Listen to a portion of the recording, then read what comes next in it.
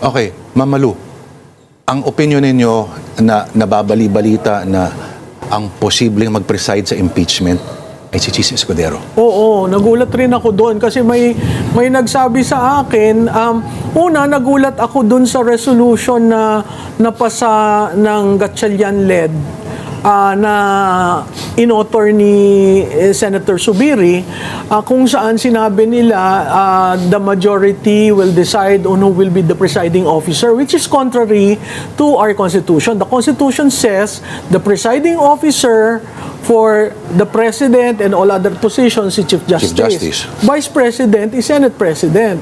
So I was thinking, I think dito ko rin yung sinabi na in another show na napaka-importante na ang background ng Senate President may law dahil sa jurisprudence. Not the knowledge of rules and everything. It's essentially yung mapapalalim yung diskurso, mali yung iyong opinion kasi ganito yung jurisprudence dyan.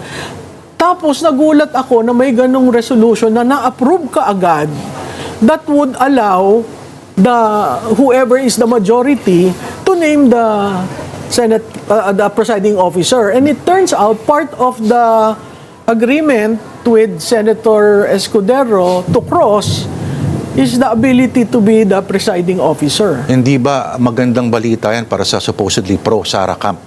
Magandang balita dahil lawyer at nakita naman natin si Senator Escudero nung sinabi niya yung rason sa forthwith at siya ay sinang-ayunan ng Korte Suprema.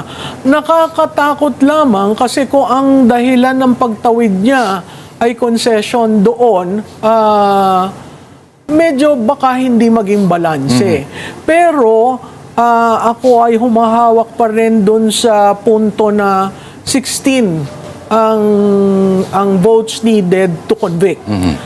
As far as I'm concerned, until today, the 16 is very hard to come up Yung with. sinulat ninyo sa column ninyo recently, yung carrot and stick na sitwasyon, sa tingin nyo ho ba yung stick na part nito ay mag-work? Oo, nag-work.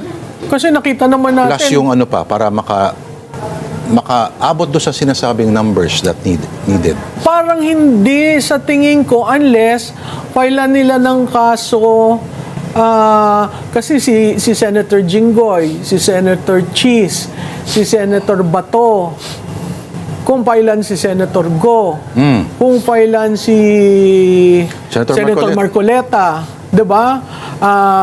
Si Senator Padilla. Oh, 6 na yan. Tapos kung ang sasabihin nila, kasi kaya nagiging issue yung majority na 11 kasi hindi nila binilang yung dalawa. Hindi naman sila resigned, hindi naman sila namatay.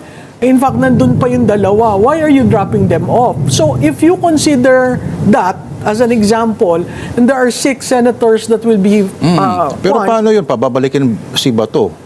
Ay, si Bato naman nasa right to... So, kasi may mandate ka mo. Pero may mandate. paano magboboto yun? Via Ouija board? Hindi, sa tingin ko, dahil hindi pumasa yan, dadating siya sa session hall at magboboto siya. Yun ang interesting. Yun ang interesting. Kaya ang body ngayon of interest sa media is really the Senate.